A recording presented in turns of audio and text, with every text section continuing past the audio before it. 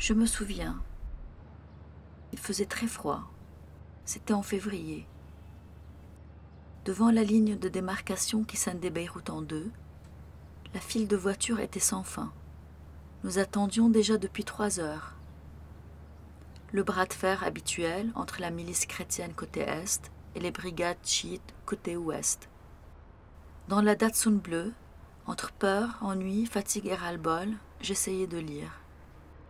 Ma mère, au volant, cigarette coincée entre les lèvres, corrigeait les copies de ses élèves.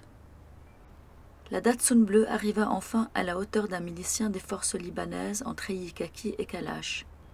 Ma mère, anticipant sa demande, lui tend à travers la fenêtre nos cartes d'identité.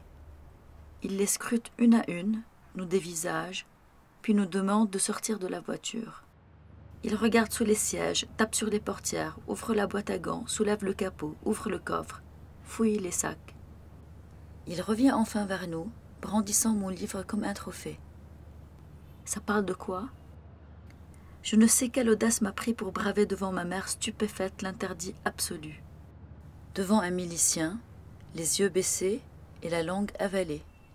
C'est l'histoire de Léa, de François et de leur résistance face à l'occupation allemande. Le milicien hésite, puis presque amicalement, jette l'empreinte. Un signe de la main et nous avons repris la route, sans commentaire, mais sans la bicyclette bleue.